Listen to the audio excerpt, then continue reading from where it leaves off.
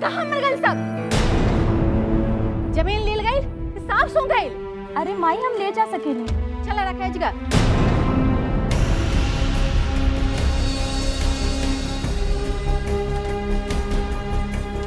कितना बार हम कह देनी कि यही हालत में भारी सामान नहीं खे उठाल जाला, बाकी तोरा समझ में नहीं खे आवेला। अरे लइका जातवा पेटे से सुकुमार होला, लइके जैसन ना कि अक्खर और बेहाया घास के जैसन होकेली।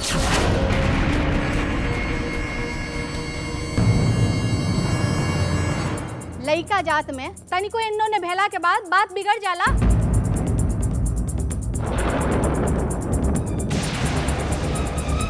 देखत नहीं खे बारा अपने घर के ठकुरन के, नाक पर माछी तक नहीं खे बैठे देवेला। अब तो हर लइका के तो बातें अलग बा। कितना मन्नत दन्नत के बाद वो लइका आ रहल बा हमरा घर में।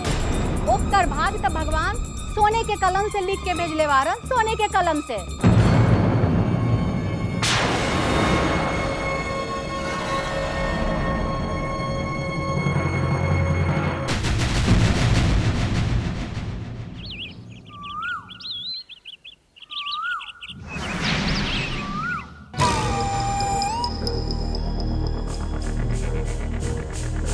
राम बाबू हैं? कि तुहार भाई कृष्णा 80% नंबर लाइल बा और तू ई डिस्ट्रिक्ट टॉपर से यहाँ पर घास छिलवात बाड़ू। तो का करी कॉलेज में पढ़े, जितना जरूरी रहा पढ़ौनी। हम किसान हैं, अच्छा ये बा कि किसानी के काम करें।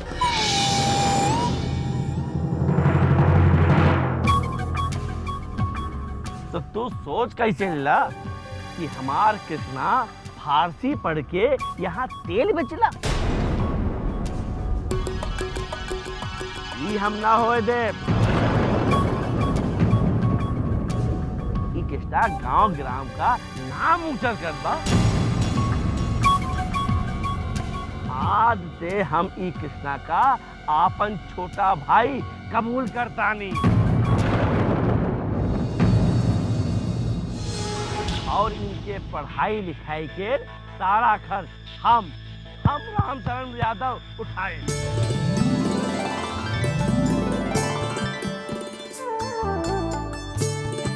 ठीक है? ठीक है, ठीक है। अब ठीक है, तेरे पढ़ा।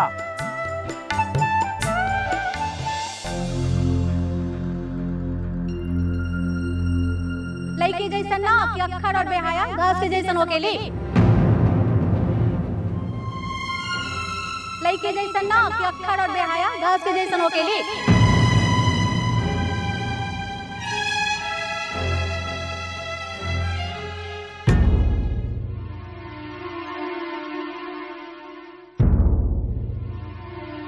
मेघा,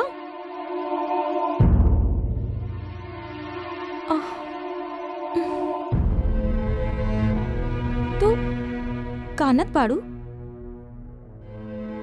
चाची बेटी का अक्खा जौर बेहया होली।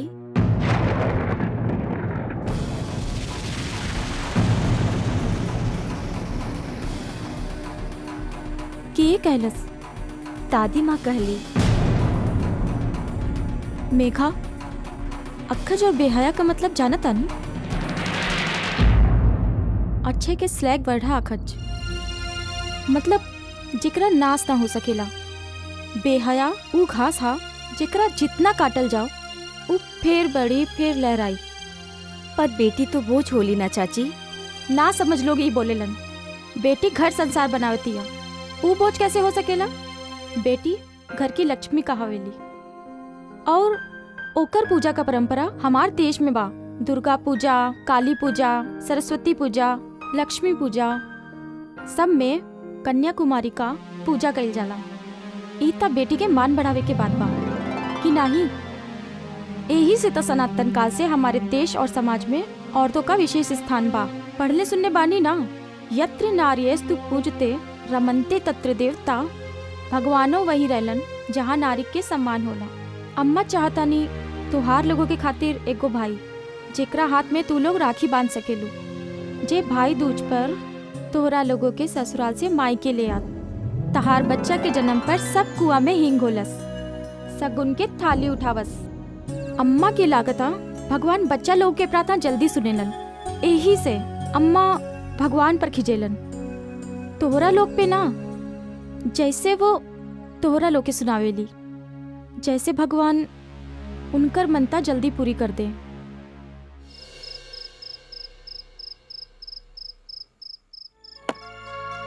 अम्मा, चीनी मिल के जमीन पे टाउनशिप बनावे खातिर 250 करोड़ रुपया चाहिए।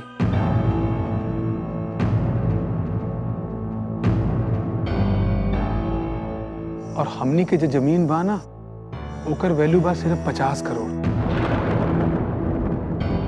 तो हम चाहता नहीं कि पहला प्रोजेक्ट बा पार्टनरशिप में कर लिया जाए। का भैया का वो के ह जिनका के पार्टनरशिप प्रपोजल दिहल जा सकेला? यदि आप लोग परमिशन दे ना तो हेनरी अग्रवाल और शमशाद मंसूरी दोनों तैयार है पार्टनरशिप खातिर। ये हेनरी वही हनुमान अग्रवाल बा ना जे विलायती मैम से ब्याह करके विलायती नाम रख लेलस।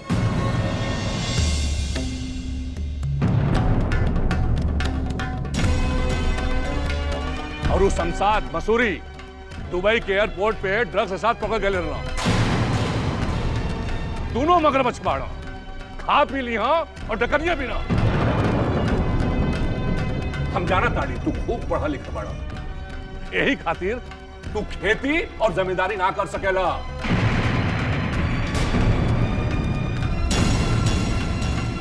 और तोहरे बस में बिजनेस हो नहीं थी। अब का कल जा, जमीन में तो कोनो आमदनी नहीं है, उल्टे 6 लाख रुपया सरकार के साल में देवे के पड़ेला। बाकी जिंदगी में कुछ करेल चाहता तो हमने के पास जमीन बा, नगद नहीं है, तो कोनो न कोनो रास्ता खोजे के पड़ी नो। देखा अम्मा, ई ना हो सकेला। अरे आपन घर में आग लगा के दमकल देखी।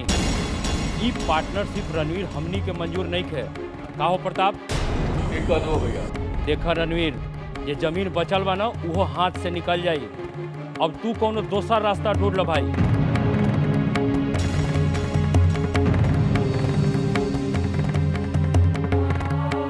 अम्मा, हम कुछ कहीं?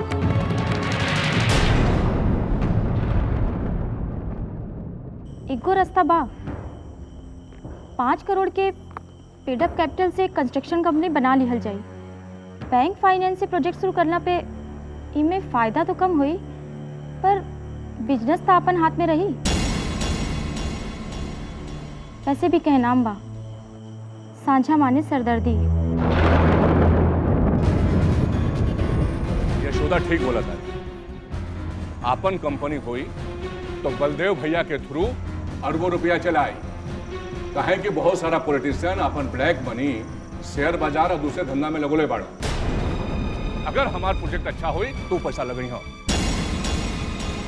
उनका पैसा से ब्याज मुनाफा थोड़ी कमाई के हो, वो अपन पैसा का सिक्योरिटी चाहे लो। का भैया? ठीक कहत बारा। का कहलू यशोदा, पूरा बना बनावा खेल बिगाड़ देलू। हम तो आपके फायदा खातिर कहले रहनी। ऐसन फायदा? ओहो,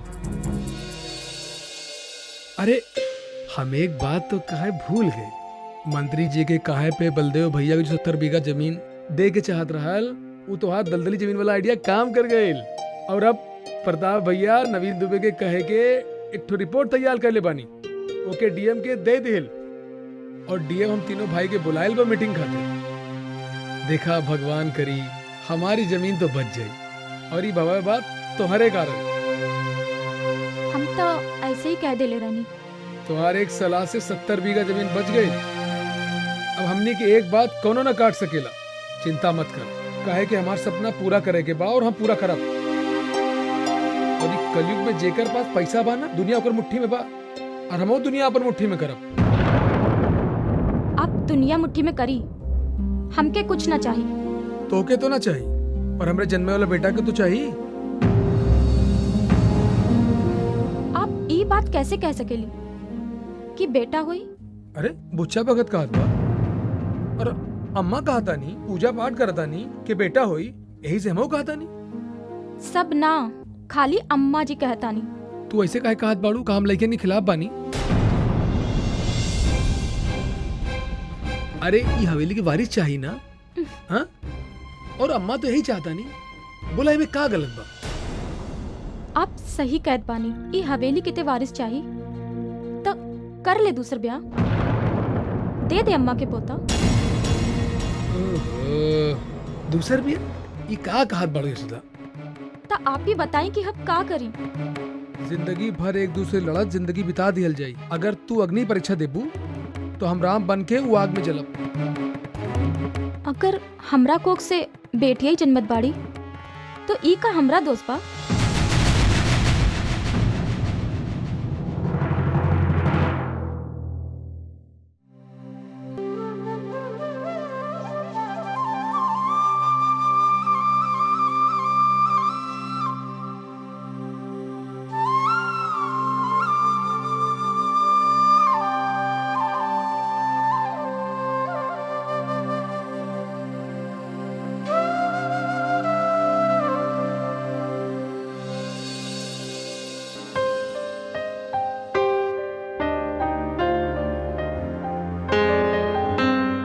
का बोले यशोदा?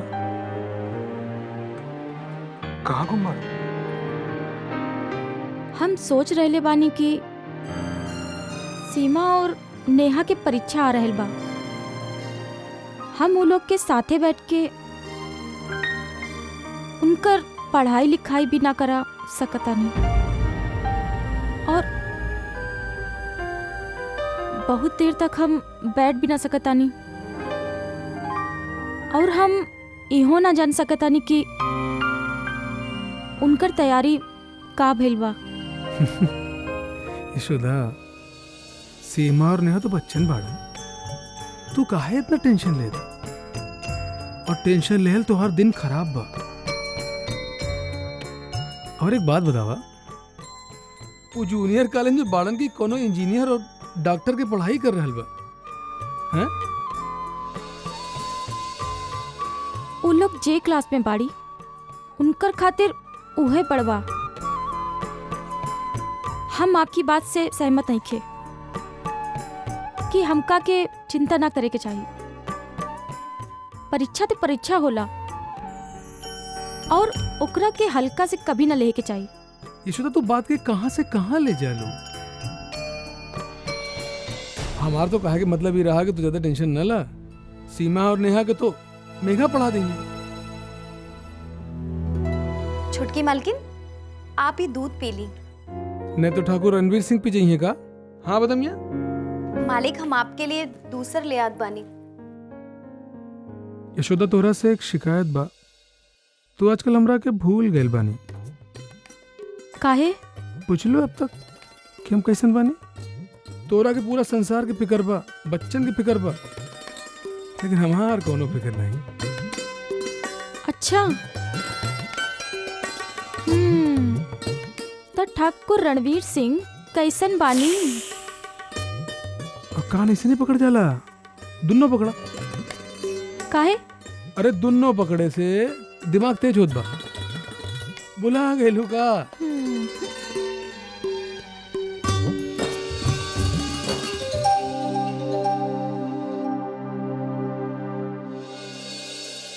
अब ई चुगलखोरनी अम्मा से जाके कह देलिन और अम्मा हमरा की डांटे लगी है। तो क्या अम्मा डांटे लगी है? ये कैसे सोच ले लू? तू अम्मा के पोता देवे जा रहे लो। अम्मा तो के कुछो न कहिए। अम्मा तोहार पूजा पाठ और जौन कर रहल बाड़ू ना, सब तोहरे खातिर, सब पुरखन की आत्मा के शांति दे खातिर। बाकी अम्मा डांटे तो संभाल लेही। अम्मा के बलदेव भैया कहले रहलन, यशोदा कोनो टेंशन दे की जरूरत नहीं खे, बच्चा पे असर पड़ी। अम्मा तो कुछो न कह सकत बानी और हम तो तुम्हार आधा अंग बानी। अम्मा हमरा के सुनवले रहनी कि तोहरा के प्यार से समझावा। शादीशुदा मर्दन के यही परेशानी बा कि माँ और मेहरारू के बीच संतुलन बनावे के चक्कर में पूरा जिंदगी खत्म हो जाला। बहुत बोले के सीख गईले बानी। वकील के पति है भैया, बोले तो आवे चाहिए। अच्छा सुना, हम मीटिंग खातिर लखनऊ जात बनी, तोरा कुछ चाहिए तो बतावा। आपसे कहल तो बेकार बा। कहे? आपसे मंगाई गुलाब के फूल त ले आई बा गोभी। हे राम।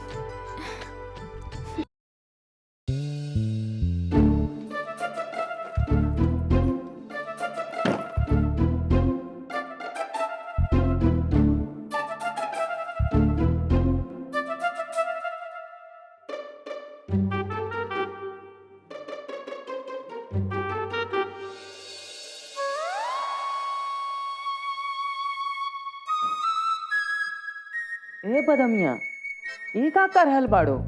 तू करा, छोटके मालिक कहले बाड़न की। हाँ? काहे? हमसे कहनो गलती भइल बा? कोनो गलती नहीं भइल बा। छोटके मालिक अम्मा से कहले बाड़े कि कान खींच के उठक बैठक करे से दिमाग तेज होला।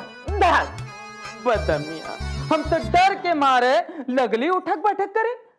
तू तक गजबे बाड़ो। अच्छा ये बतावा बदमिया, और का कैले से दिमाग तेज होला? और बादाम खाए से दिमाग तेज होला। ए बदमिया, एक सही बात कही, तू तो बादाम के गोदाम बाड़ू। लेकिन तू ये सब काहे पूछत बड़ा? काहे से के अब हमहू रोज बादाम खाब। हाँ लेकिन एक बात कही, हाँ, गधे के बादाम खाए से दिमाग तेज ना होला। तो हम गधा है। मेघा, कैसे बताएं कि तोहार साथ बितावल एक एक पल के याद करके खुशी के रंग भरीला।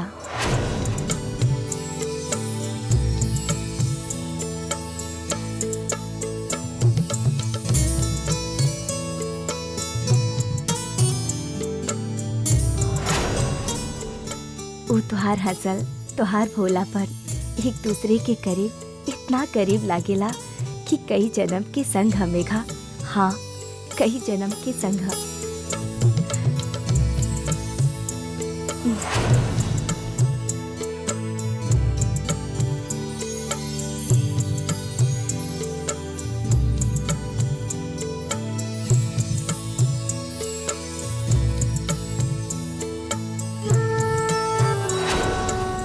ये प्रेम की डोरी कभू ना टूटे। हम दो प्रेमी मिलके अपन प्यार के सफर बनाए। मेघा, मेघा,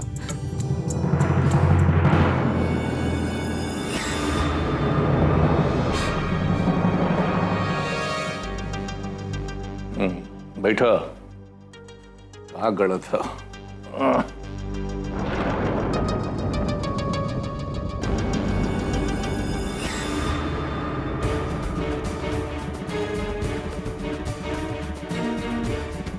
अंग्रेजी पढ़त पढ़ू।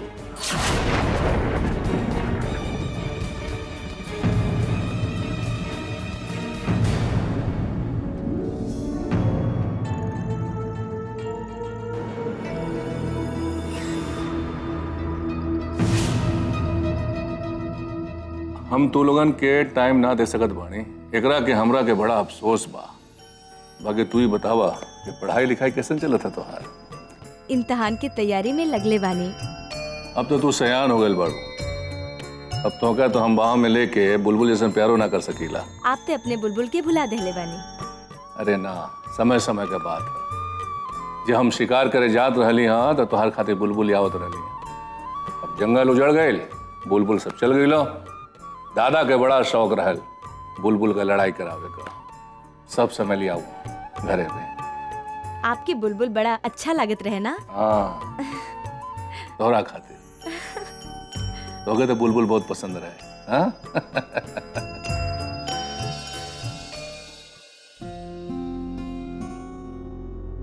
छुटकी मलकिन, हम बाहर जाते नहीं, घंटा भर में लौटब। रउआ के कुछ चाहिए तो अब ही बता दी। अरे बदमिया बैठा, कहाँ जाता रू? पतरू पंडित और मोतीलाल मिश्रा के घर जाता नहीं छुटकी मलकिन। अम्मा एक बार फिर से नई चिंता में फंस गईले बानी।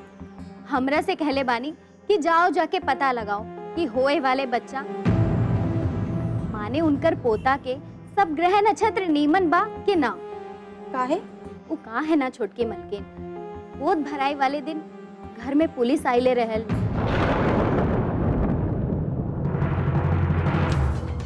हंगामा भइल रहे, यही से अम्मा के भारी चिंता होता।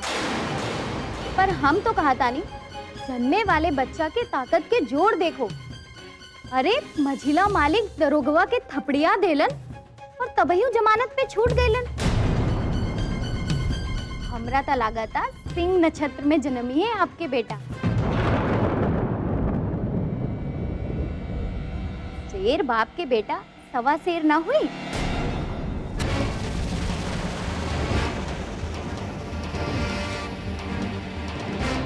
बाकी अम्मा जी के चिंता दूर नहीं थे हुई कि गोद भराई के दिन ये सब काहे घटल रहे, कौन घड़ी कौन नक्षत्र में जन्म हुई।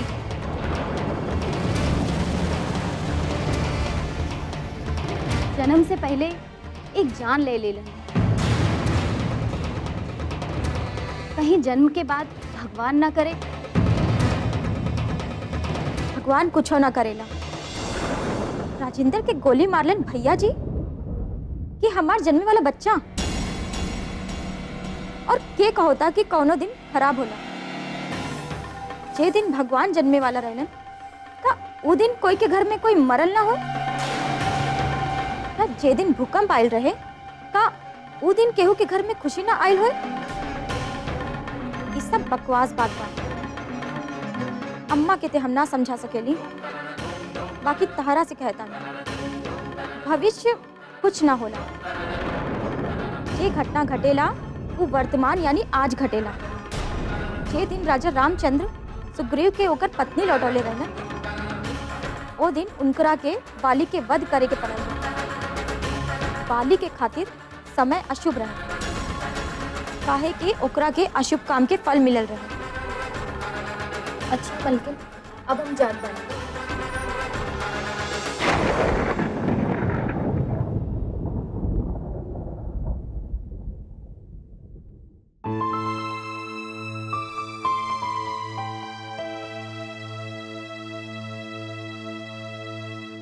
अम्मा प्रणाम। प्रणाम अम्मा। खुश रह। पढ़त रहे लू। ब्रह्मा, विष्णु और महेश, आखिर बात का बा? तू लोगन बड़ी खुश लागत तारा। अम्मा, यशोदा के उपाय काम आ गई। नहर बनावे में जे बाधा आवत रहे ओकरा जांच करे खातिर आईएएस अधिकारी शंभुनाथ जी आयल रहलन। उनके साथे कलेक्टर और DCLR भी आयल रहलन। पुराना नक्शा में नहर बलुआही जमीन पे बनत रहे और नयका नक्शा में नहर पथरीली जमीन पे बनत बा, ये ज्यादा टिकाऊदार होई। इंजीनियर नवीन दुबे के भी जस मिल जाई। नहर वाला मामला में जीत हमनी को होई। इस साला राम सरनवा गांव वाला के भड़कावत था। एकरे खातिर पंचायत चुनाव में हमनी के मुश्किल आ सकेला।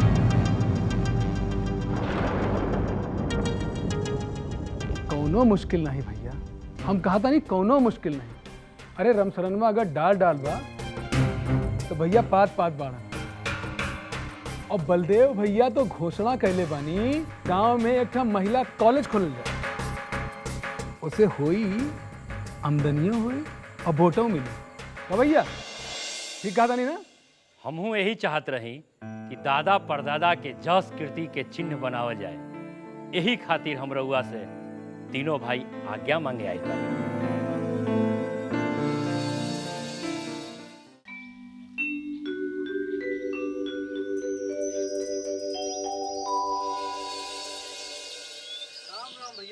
राम भैया बैठल बा। भगवान जब देलन ना तो छप्पर फाड़ के देलन। पहले नहर के परियोजना पास भइल, अब ठाकुर बलदेव सिंह अपन परदादा नावे लइकन लोग खातिर कॉलेज खोलवातारन। जय हो बाबा गोरखनाथ। ऐसे विकास करवावा तो हम 5 बरिस कांवर लेके बाबा बैद्यनाथ धाम जाई। गरीब किसानन के जमीन नहर में जायल बा। जब जमीने न रही तो कांवर लेके तीरथ करे के अलावा कामों का रही। हमारा तो लागत था गरीबन के झोपड़ी तोड़ के ठकुरवन सब कॉलेज बनाई है। अच्छा ये बताइल बा कि ई गांव में और आसपास के 8 गांव में कुल 50,000 की आबादी में 6 लड़कियां और 200 लड़कन का छोड़कर कितने लड़के मैट्रिक पास बा? 6 लड़कियां पढ़ावे के खातिर यहाँ क्या स्कूल खोलल जाइल बा?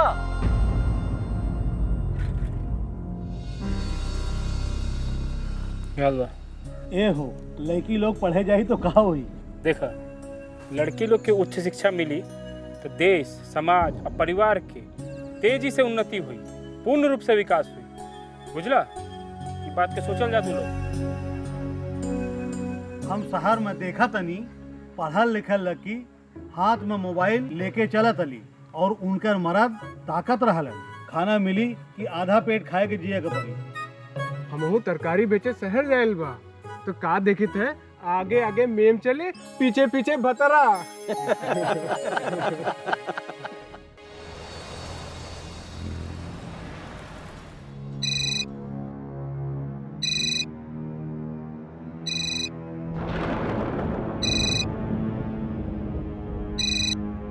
हाँ डीएम साहब, हम रामशरण बोलता हूँ। हाँ बोलो रामशरण। ये बताइए आपने नहर के प्लान वाला नक्शा काहे बदल दिया है? रामशरण, नहर का नक्शा बदलने के पीछे एक बुनियादी वजह है, उसको समझने की कोशिश करो।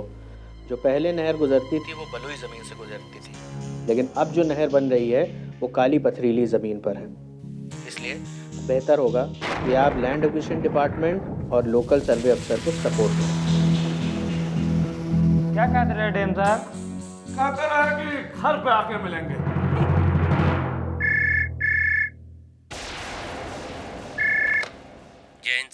जय हिंद एसपी साहब। हाँ, नहर के अधिग्रहण वाले मामले में आप फोर्स मुहैया कराइए और लैंड एक्विजिशन डिपार्टमेंट और सर्वे ऑफिसर को आप सपोर्ट करिए। और हाँ, अगर आपको लगता है कि रामशरण यादव जैसे छुटभैया नेता कोई प्रॉब्लम करने की कोशिश कर रहे हैं तो थाने से बोलिए कि एकदम सख्ती से निपटे उनसे। लेकिन सर वो सीएम आदमी है। एसपी साहब, आप ये क्यों भूल रहे हैं कि सीएम किसी एक के आदमी नहीं होते बल्कि पूरे प्रदेश के होते हैं। I hope that's clear to you. Yes sir. जय हिंद।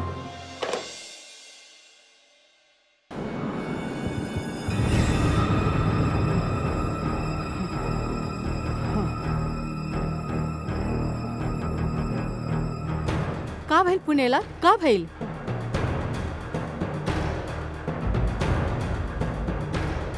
राइन अम्मा, इंजीनियर बाबू लहू बकरत बाड़न, बुच्चा भगत प्रेत बाधा कर देले बा।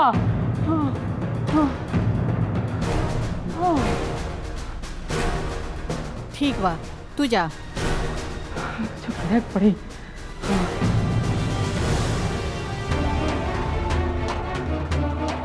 पदमिया जी बताइए।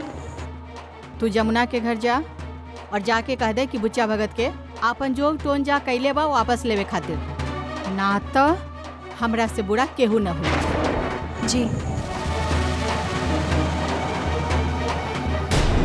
चाची, ओझा बाबा और बुच्चा भगत की टोटका पे आपकी विश्वास बा? मेघा, हम अम्मा जी के विश्वास का सम्मान करेला। वो प्रेम और श्रद्धा से लाके हमका पहनैलन और हम पहन लेली। मेघा, घर छोट छोट खुशी से खुशहाल होला। यही से हमरा सबके चाहिए कि छोट छोट खुशी बाटत और समेटत रह जा। ये जरूरी नहीं है कि हम सबके सोच एक ही जैसन रहे, पर ये बहुत महत्व के बात है कि दूसरा के इच्छा के भी सम्मान करल जाला। आपन विचार राखे में व्यवहार कुशल होवे के चाहिए, पर बेबाक ना।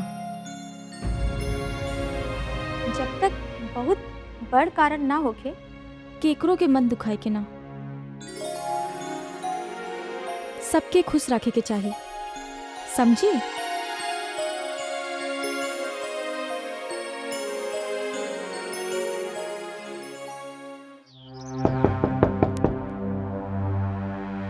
अरे बदमिया, आज रास्ता भूल गईलू। अम्मा जी तोरे खातिर एक संदेश भेजले बानी। बाकी तू बुच्चा भगत से जाके कह दिया कि अपन प्रेत मुठ वापस ले लें, नहीं तो बहुत खराब हुई। बात ई बा बदमिया कि बुच्चा भगत और त्यागी अम्मा से ना डरेले। जे अम्मा कुछ कह दिए और वो लोग मान जाए हैं, तो मझले मलिकों से ना डरेला। ठकुराइन अम्मा से ना डरेलन, ना तो हर मजला मालिक में कोनो दम बा। दूसरा बात ई के प्रेत भूत के कहूँ न घुमावेला, काहे से कि प्रेत पूजा के बाद जान लेवेला छोड़ेला। यदि कोई भूत प्रेत का घुमावेला तब प्रेत ओकर जान लेवेला, दूसर खातिर आपन जान दे सकेला, बाकी बुच्चा ना बुझलू। ठीक है, तो हम ठकुराइन अम्मा से का कही? अम्मा से हम सिंदूर मांगले रहलीनी, अपने खातिर भेजले ना आई।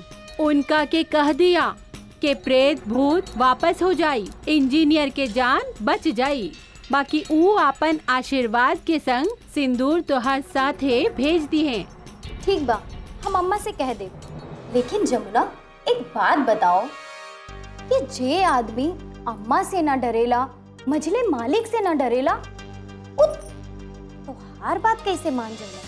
बुच्चा भगत हमार धर्म भाई बा। हमार बाप बहुत बड़ा तांत्रिक रहेलन। ओ बुच्चा भगत हमार बाप का चेला बाटे। हमार बाप बुच्चा भगत के हमार खातिर यहाँ भेजले बाड़ेन। तो तंतर मंतर तू हूँ जानत होबो।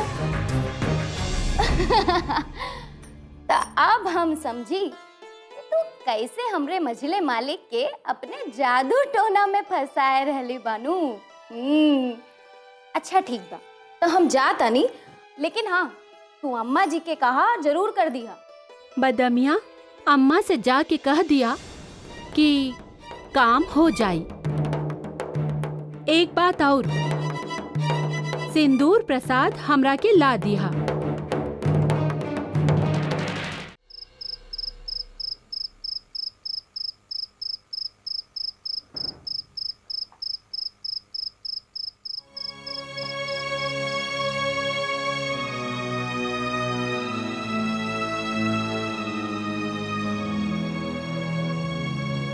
क्या रे बदमिया? जी मालिक। कहाँ से आवत बाड़ी? जमुना दीदी के घरे से। जमुना दीदी घरे काहे गेल रहलू? क्यों भेजले लगा? बड़की अम्मा भेजले रहली। काहे खातिर? वो इंजीनियर बाबू के तबीयत खराब हो गईले रहल ना, कि जाके जमुना से कह दिया कि बुच्चा भगत इंजीनियर बाबू पर जोन टोना टुटका करले बाड़े उका वापस ले लें। तो जमुना दीदी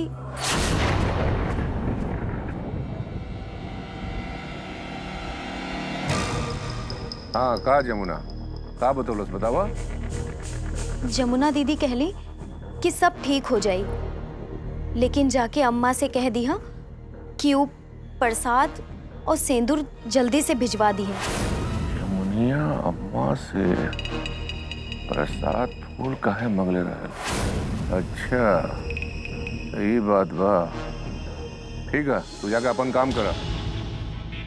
और सुना, ये सब फालतू बात अम्मा को मत बताइए, समझ लो? जा।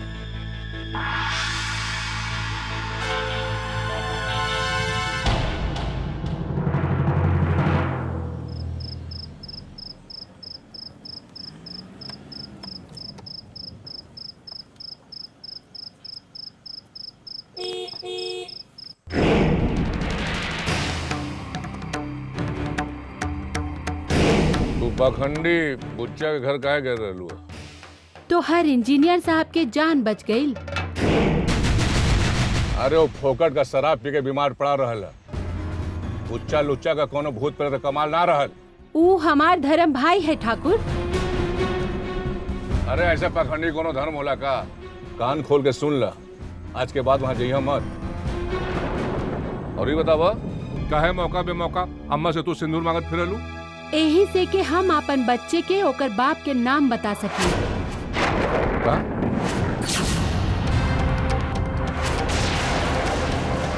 का कहलू?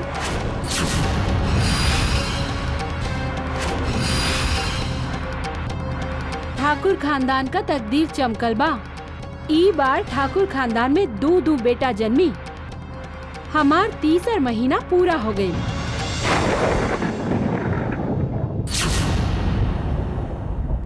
अरे का बकवास कर ताड़ू? तू जहाँ ताड़ू हम तुम्हारे संतान का अपन नाम ना दे सकीला।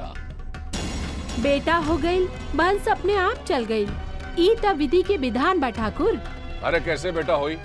हम ओकरा के अपन संपत्ति न देव, वो हमने चिता के आग न लगाई तो हमार वंश कैसे कहलाई? बोलत नहीं ताली। तोहार वंश चलावे खातिर ना अपन धन संपत्ति जोगे खातिर हमार ई संतान के जन्म दे के हमें अपन जन्म सफल करे के बा। तो के ये हक ना मिल सकेला, जाके अपन पेट साफ करावो। तू तैयार रहिया, शंकरवा आया तो के अस्पताल ले जाई, हम जाता नहीं।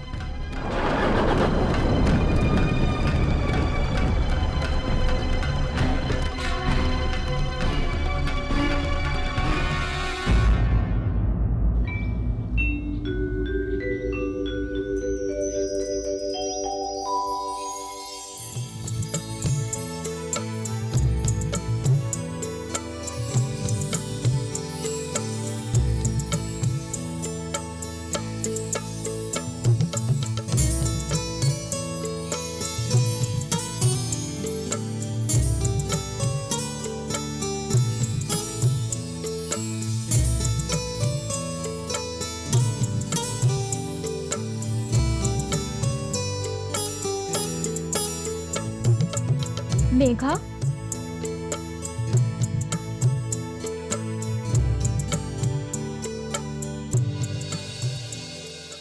मेघा, बड़ा अच्छा लागता तहार चेहरा पे खुशी देख के। बाकी हमरा के दिखावा, फोन पे का देख देख के मुस्कियात बाड़ू, दिखावा नहीं के चाची। अरे दिखावा ना। कुछ नहीं चाची। ठीक बा, बाकी ई बतावा कॉलेज ना जाए के बा? हाँ जाए। ठीक हाँ, तैयार हो जा।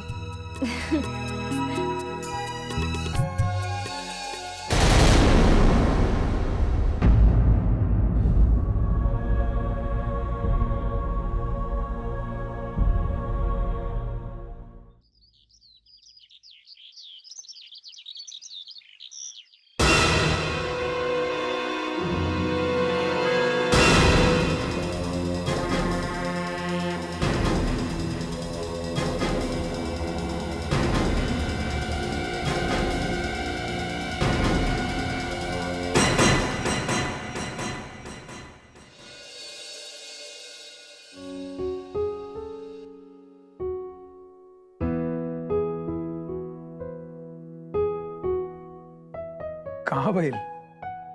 कुछ काहे चाहता रुका? 10 साल हो गए हमारे ब्याह के, तुम्हारी हिचकिचाहट हमारे समझे नहीं क्या हुआ? बोला ना कहाँ भइल? मेघा के खातिर वर ढूंढल शुरू कर दी। का फालतू बात कर रहल बाड़ू? कि काव मरिया बा, अब अहिनु जूनियर कॉलेज में बा, ओके कम से कम एमए करे के बा, करियर बनावे के बा।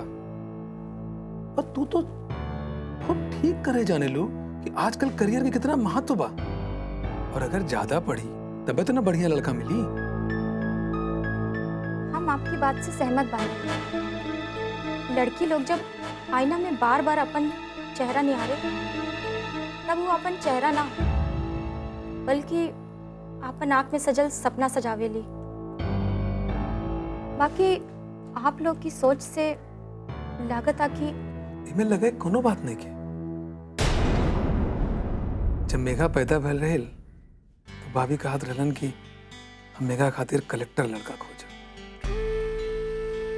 भाभी तो रहलन ना, बाकी उनकर इस सपना हमनी के कलेजा में बसल बा। अब बलदेव भैया उनकर इस सपना जरूर पूरा करी। और तू तो जाना तारू कि हर लड़का रणवीर सिंह ना होला जे खुशी खुशी जो है यशोदा से शादी कर लेहलस। का कहली आप? हम आपके लायक ना बानी या हम कम पढ़ल लिखल बानी? अरे श्रीमती जी भूल हो गई, ये तो जुबान से गलत निकल गए। अरे हर लड़की यशोदा ना होला भैया जे रणवीर सिंह से शादी कर लेहलस। कहे कि मतलब बा अगर कलेक्टर और एसपी चाहिए तो लड़कियों तो कम से कम पोस्ट ग्रेजुएट चाहिए ना। तो मेघा की शादी ना कि पढ़ाई करे भी विचार कर। और तुम्हार ध्यान मेघा पर भा हमका ये बात के खूब खुशी हुई। आखिर चाचियों तो माँ समान होली ना, और बलदेव भैया तो कहते रहलन कि यशोदा बाटे तो हमका मेघा के कोनो चिंता नहीं की। लेकिन ओके वो मान ना मिलेला जो बड़ा औलाद के मिले के चाहिए। तो तुम्हारी मतलब बाकी कि मेघा के मान कम बा? यशोदा जी, मेघा ही हवेली की बड़की संतान बाटे। सीमा और नेहा उसे बिना पूछे तबहियों कोनो काम ना करी है जब यहाँ से बिया करके चल जाए। मेघा के ही हवेली में वही सम्मान रही जो हमनी के बा, बुझली? और जब यहाँ से चल जाए ना, ओके बाद भी उसे पारिवारिक मशवरा करल जाए, ओके मानल जाए। इतहार भूल बा यशोदा जी कि बियाह के बाद मेघा के रिश्ता हमनी से कमजोर हो जाई या जब हमनी से दूर हो जाई। हमनी में दामाद के महत्व देवता से कम ना बा। और सुना, तुम्हार बेटा जन्मी ना, वो छोटका बच्चा और छोटका भैया बन के रही। दुखी ना बहुत खुश रहेला छोटका बेटा, कौनो टेंशन ना रहेला। काहे कि सब सहे खातिर बड़ लोग रहेलन। आपके ना देख रहे बानी हम 10 साल से।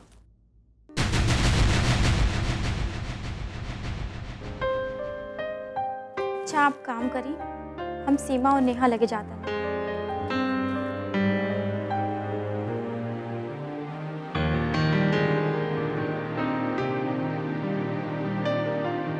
काहे कि सब सहे खातिर बड़ लोग रहेलन।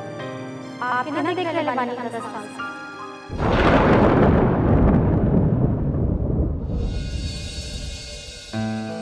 पुण्यजा, ए पुण्यजा, पुण्यजा।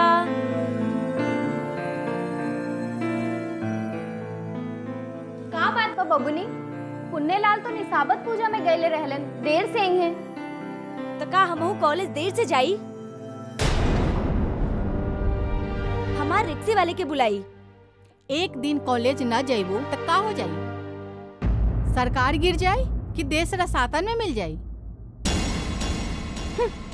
अरे जाए दी अम्मा, वहाँ दुई बात सीखी।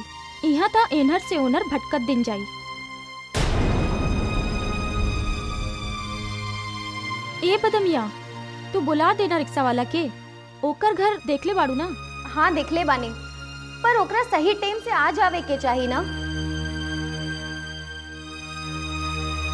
ए घर में तो सभी के नौकर चाहिए। इतना रूड ना होवे के मेघा। इहो लोग भोर बिनसार से काम करत बाड़न। जा आपन कमरा में बैठा, बदमिया रिक्शा ले आई तो बुलाई।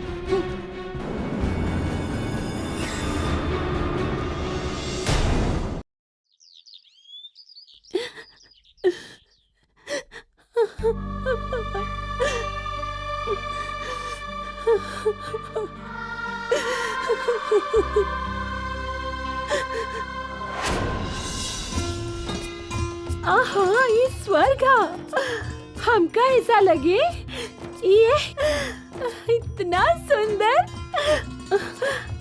ओ आज हम बहुत खुश बानी, बहुत। मांग ला जो मांगे के है, हाँ, बाद में मत कहिया।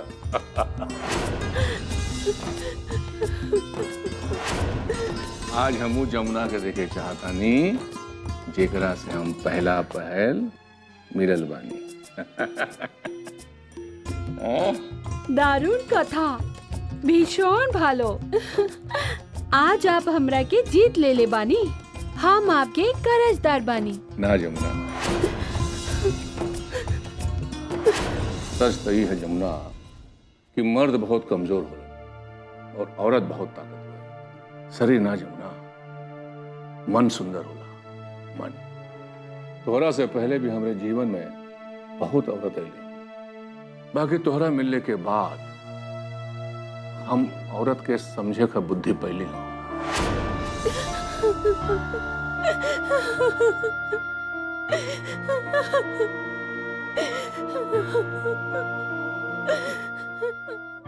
जमुना, जमुना, हम देखली तू अस्पताल से शंकरवा के साथ आवत रहल। का भा, सब ठीक ठाक बा ना? हम का बताई पुण्यलाल, तोहर मजला मालिक हमार पेट साफ करा देले।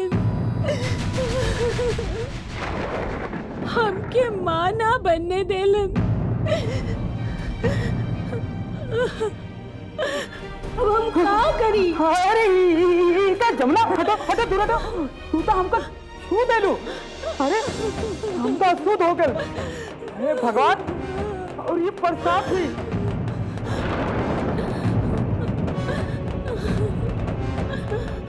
हे भगवान, अब हम कैसे ठकुराइन अम्मा के पास जाए और का मुंह दिखाए?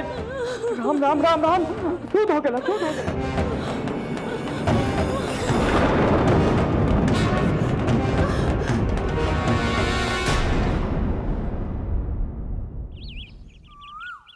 प्रताप, अरे खुश रहा। बैठा प्रताप, बैठा। आज सवेरे सवेरे छोट भैया का याद कैसे आ गई? छोट भाई के याद तो हमेशा आवेला। आ तू कब घर से बाहर जाला और कब आवेला ये हमरा के समझ में ना आवेला। ये सब आपका देहल जिम्मेदारी है भैया, निभावे के तो पड़ी ही। भगवान से हमारे ही प्रार्थना बा कि हमार भाई दिन दुनी रात चौगनी बढ़े और तोहरे लोग के खुशी में हमार खुशी बा।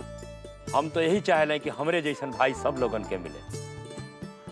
भैया बस आपका और अम्मा का आशीर्वाद बा, हम तो अपन कर्तव्य निभावत बानी। प्रताप, सुबह सुबह रणवीर नहीं खे दिखात, कहीं लखनऊ जाए के तैयारी तो नहीं खे करत?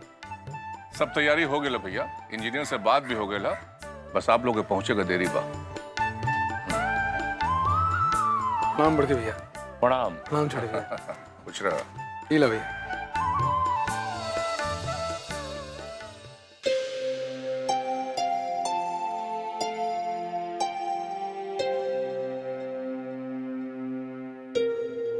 देखा रणवीर, हम चाहतानी कि हर आदमी के जिंदगी में एक मुकाम आवेला, ओ से ओकर जिंदगी के रास्ता बदल जाला। और तोहरो से हम यही उम्मीद रखतानी कि तू प्रताप के तरह आपन जिंदगी के जिम्मेदारी समझ कुछ कर।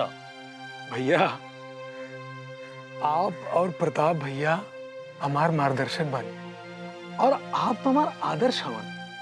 हमार भगवान से यही प्रार्थना बा कि कभी हमारे से ऐसा भूल ना होए कि हमार भाई का दुख पहुंचे। देखला प्रताप, हमार रणवीर कितना समझदारी के बात करेला। अरे भाई तो हमने कहा।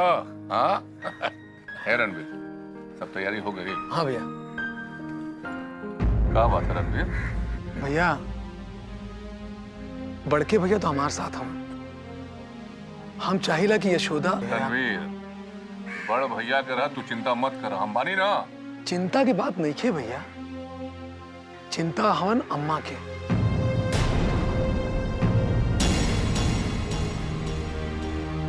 हमका ही डर बा कि अगर यशोदा की बिटिया हुई तो। शुभ शुभ बोला। ए टाइम सब बात अच्छा ना लगेला। तू अपन जिम्मेदारी निभावा, हम अपन जिम्मेदारी निभावत है। हाँ रणवीर, प्रताप के रहला पर तोरा के चिंता करे के कोनो जरूरत नहीं है। ठीक है भैया। चला ठीक बा, बैठा। हमरा कुछ काम पे जाए के बा। ठीक है, हम जाते।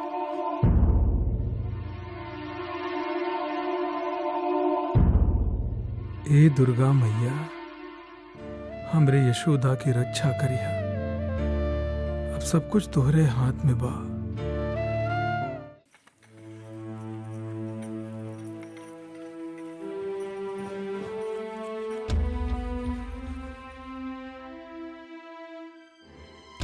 का बात बा?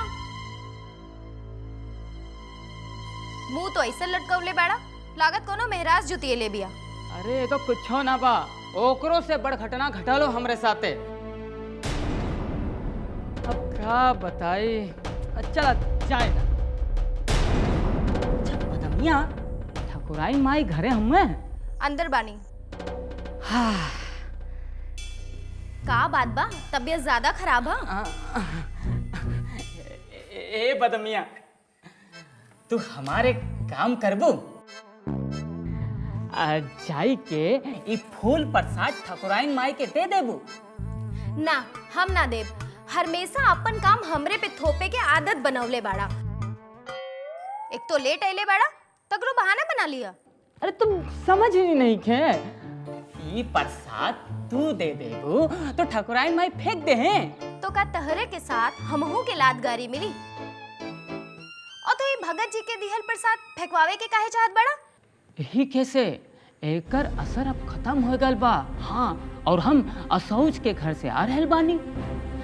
मंझले मालिक ओकर पेट साफ करा दे। ये तू करेलस? हम काहे पते करी? अरे ये तो शंकर का जवाबदारी हम ना। हम तो अस्पताल से आवत रहले तो वैसे वो भेटा गई नहीं। और जमुना हमरो के ले गई। क्या करवात रही मारे अलेक पलवा अचर पचर। चला हटा। ए बदमिया, अब तक तू दे देबू ना? ना, ये तू ही जाके दे दी हा। हम छोटकी मलकाइन के बुझा दे, उई फूल प्रसाद के ठिकाने लगा दी हा। पूरे शेर जैसे दहाड़ते हो। ओके, थैंक यू।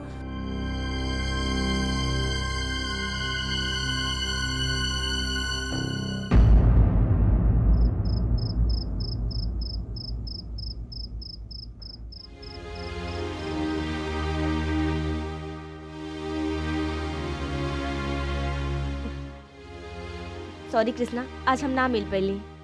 रिक्शा वाला ही नहीं आयल। गुस्सा में बदमिया के भी दुई बात सुनाई देली। इनमें गुस्सा की कौन बात बा? आज नहीं के मिल हो जाए तो क्या हुई?